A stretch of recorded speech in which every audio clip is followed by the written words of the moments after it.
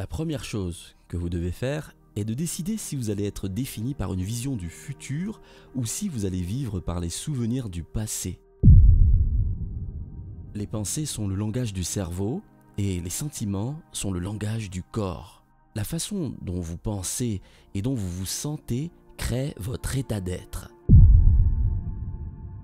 Alors on peut dire ça. Tout l'état d'être de la plupart des gens quand ils commencent leur journée est dans le passé familier. Et si vous vivez dans un passé familier, alors il est logique que vous allez créer un futur prévisible.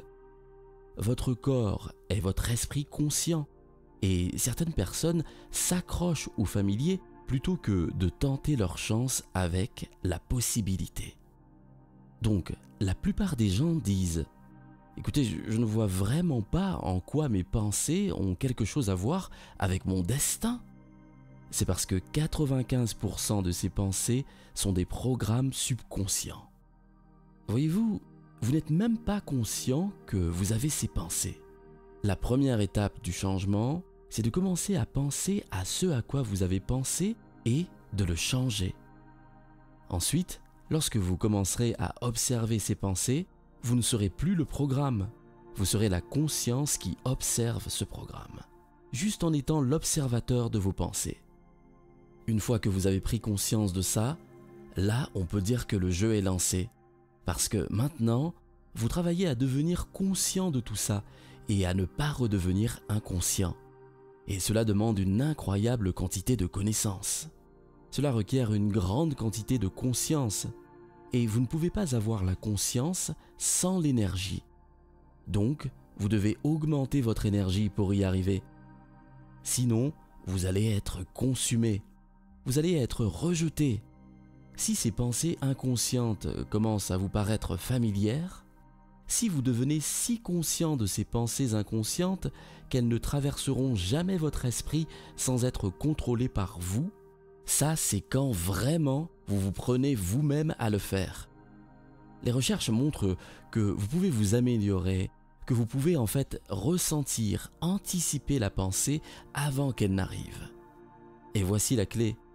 Si vous êtes capable de vous familiariser avec la gratitude, avec la plénitude, l'abondance, la liberté, et que vous êtes capable de générer ces substances chimiques chaque jour, il est plus que probable que vous vous promenez en ayant l'impression que votre futur est déjà accompli, que vous ne chercherez plus à faire en sorte qu'il se réalise. Quand vous êtes connecté au passé, vous le recherchez. Si vous le recherchez, vous en êtes séparé. Mais si vous êtes votre passé, alors il y a un changement complet d'énergie. Et personne ne change tant qu'il n'a pas changé son énergie. Lorsque vous changez votre énergie, vous changez votre vie. Vous aurez la sensation que votre futur est déjà réalisé. Maintenant, en quoi c'est important ? Eh bien, vous devenez littéralement quelqu'un d'autre. Donc, vous laissez votre sensation de manque, vous laissez votre culpabilité, vous laissez votre sensation de vide, vous laissez tout ça derrière vous. Vous devez maintenir cet état d'esprit modifié toute la journée, indépendamment des conditions de votre environnement extérieur, indépendamment des envies de votre corps de ressentir ces émotions. Et si vous y arrivez, préparez-vous, parce que quelque chose de bizarre ou d'inhabituel, une synchronicité, une coïncidence, une opportunité va atterrir sur vos genoux et vous n'aurez même pas eu à aller le chercher. C'est juste venu à vous. Maintenant, vous êtes le vortex de la création. Les gens me demandent « Pourquoi vous méditez tous les matins ?» Je réponds « Parce que si je peux me dépasser dès le matin, le reste de la journée sera plus facile. » Parce que c'est ce dont il s'agit. Vous maîtrisez votre vie. Et donc, tout le bavardage dans votre tête que vous écoutez toute la journée, le fameux réseau du mode par défaut dans le cerveau, mes recherches montrent que ça s'éteint, pas seulement pendant la méditation, ça reste éteint pour le reste de la journée. Et par conséquent, vous avez un flux clair quand il s'agit de savoir où vous allez. Vous vous faites plus confiance. Et du coup, lorsque vous commencez à vous entraîner à créer cette cohérence entre le cerveau et le cœur, vous pouvez croire en un avenir que vous ne pouvez pas encore voir ou expérimenter avec vos sens. Mais vous y avez pensé suffisamment de fois dans votre esprit pour qu'il y ait des preuves physiques dans votre cerveau, donnant l'impression que ça s'est déjà produit. Et là, vous commencez à comprendre que vous pouvez sélectionner le nouveau potentiel dans le champ quantique et chaque jour embrasser émotionnellement cette réalité future à un tel degré que votre corps commence à croire qu'il vit réellement dans cette réalité future au moment présent. En fermant les yeux, en pensant et en répétant ce que vous allez faire, votre cerveau ne fait pas la différence. Alors si vous persistez, vous commencerez à installer le matériel neurologique dans votre cerveau qui lui fera ressembler à ce à quoi il ressemblerait s'il avait déjà expérimenté ce futur.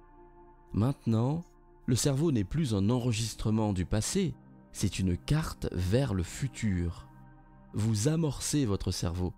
Et si vous continuez à le faire, le matériel deviendra un programme. Vous savez ce que ça signifie ? Que vous pourriez commencer à agir comme une personne heureuse, par exemple. Il n'y aurait pas de surprise, vous seriez en train d'installer le circuit. Aujourd'hui, on se bat. Voilà ce qui se passe. Sur votre route, même si vous n'arrêtez pas de tomber, vous vous relevez systématiquement. Eh bien, je vous le dis, un jour comme celui-ci, quand vous commencerez votre journée, vous serez plus aimable, plus aimant, moins dans le jugement, plus patient, plus présent, parce que vous maîtrisez le moment présent. Cela signifie que vous n'êtes pas dans le futur prévisible, vous n'êtes pas non plus dans le passé familier, vous maîtrisez le temps. Donc, si là où vous placez votre attention est aussi là où vous placez votre énergie et que toute votre attention est dans le moment présent, il y a beaucoup d'énergie pour faire des choses étonnantes. Fermez les yeux, extrayez-vous de votre vie, déconnectez-vous de votre corps, déconnectez-vous de votre environnement, déconnectez-vous de votre emploi du temps et donnez-vous juste 1 heure ou 45 minutes, 20 minutes, parce que lorsque vous investissez en vous-même, vous investissez dans votre avenir. Lorsque vous croyez en vous, vous croyez aux possibilités et vice-versa.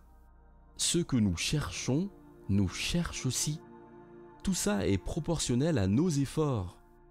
Et donc, quand les gens ont cette volonté intransigeante de se confronter à eux-mêmes, quand le corps a jeté l'éponge, qu'il a donné tout ce qu'il avait, c'est là que vous devez dire « Alors c'est tout ? C'est tout ce que tu as ? Je suis prêt, moi !» Et donc, quand vous commencez à surmonter ça, l'effet secondaire est que tout d'un coup, vous serez heureux sans raison et vous serez moins séduit par la croyance que vous avez besoin de quelque chose d'autre venant de l'extérieur pour vous sentir mieux. Tout d'un coup, vous vous sentirez mieux chaque jour, sans aucune aide extérieure à vous. Certaines recherches montrent que, vous savez, 90% des pensées que nous avons au quotidien sont les mêmes que la veille. Donc, si vous croyez que vos pensées ont quelque chose à voir avec votre destin et que 90% de vos pensées sont les mêmes que celles que vous avez toujours eues, alors votre vie devrait rester la même. Parce que les mêmes pensées conduisent aux mêmes choix et les mêmes choix conduisent aux mêmes comportements. Les mêmes comportements créent les mêmes expériences. Les mêmes expériences produisent les mêmes émotions.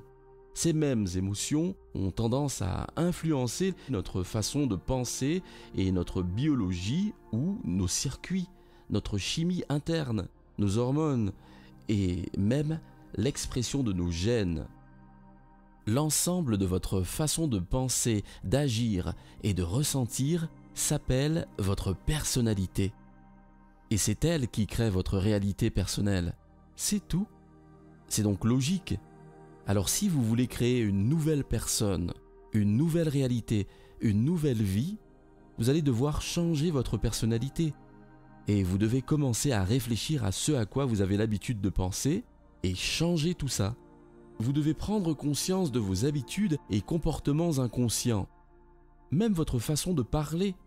Vous devez regarder les émotions que vous expérimentez chaque jour et décider si ces émotions ont leur place dans votre avenir. Beaucoup de gens essaient de créer une nouvelle vie en restant la même personne. Pour créer une nouvelle réalité personnelle, il faut changer sa personnalité. C'est comme ça que les principales neurosciences ont montré que les cellules nerveuses qui s'activent ensemble se lient ensemble, pensent de la même manière, font les mêmes choix, montrent les mêmes actions, créent les mêmes expériences qui estampillent les mêmes réseaux de neurones et les mêmes modèles. Tout cela pour le sentiment familier appelé « vous ». Si vous faites ça pendant 10 ans d'affilée, vous allez ancrer votre cerveau dans une signature unique et finie, parce que vous activez et vous connectez de cette façon. Cette boîte dans le cerveau devient notre personnalité, devient notre identité. Et autour de 35 ans, on a fait quelque chose tellement de fois que le corps et l'esprit savent le faire. C'est une habitude. Nous avons donc ces programmes inconscients de comportement, d'habitudes automatiques, de réactions émotionnelles redondantes, de croyances, de perceptions et d'attitudes câblées qui fonctionnent comme un programme informatique. Vous appuyez sur Go et ça fonctionne automatiquement. Donc, quand vient le moment de changer, penser positivement ne va rien faire parce que votre corps a été conditionné principalement comme un programme dans le passé.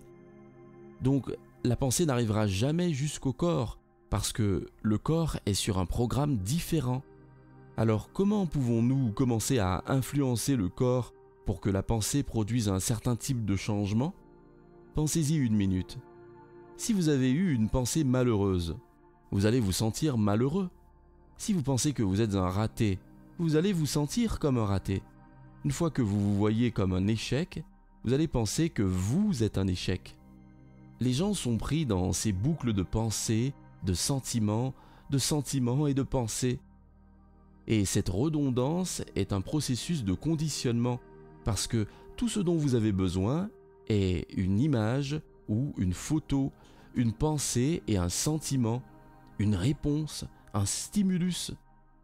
Les gens ont donc tendance à conditionner leur cerveau et leur corps dans le passé.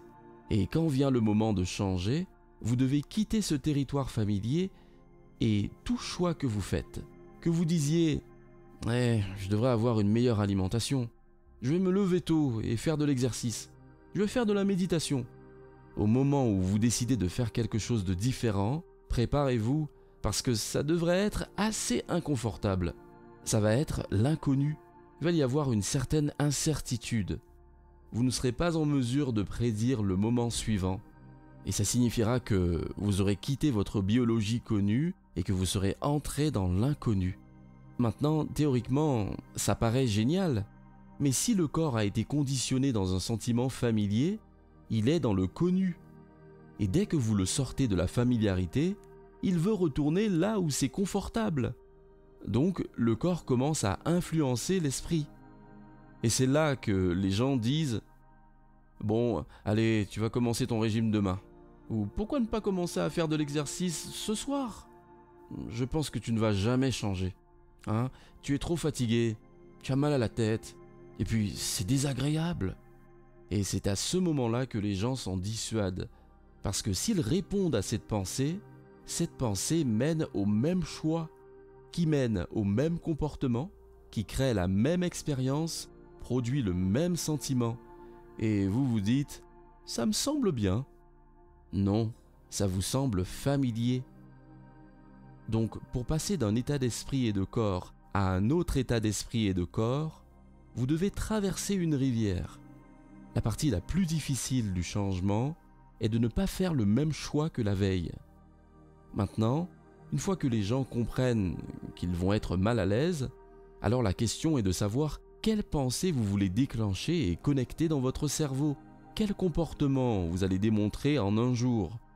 Et l'acte de fermer les yeux pour répéter qui vous allez être quand vous ouvrirez les yeux commence à installer du matériel neurologique dans votre cerveau qui donnera l'impression que vous l'avez déjà fait. Le cerveau, qui est généralement un registre du passé, devient maintenant une carte du futur. Et si vous continuez à faire ça, le matériel commence à devenir un programme. et vous commencerez à vous comporter différemment. Ensuite, si vous pouvez enseigner à votre corps sur le plan émotionnel ce que le futur signifie, alors vous n'aurez pas à attendre la richesse pour ressentir l'abondance, le succès pour vous sentir puissant, ou une nouvelle relation pour ressentir l'amour. En fait, dès que vous commencerez à vous sentir abondant, vous allez générer de la richesse. Au moment où vous commencez à vous sentir plus fort, vous faites un pas vers votre succès. Dès que vous vous aimez et que vous aimez la vie, vous commencez à créer des égalités dans votre vie. C'est un peu le principe de la relation de cause à effet.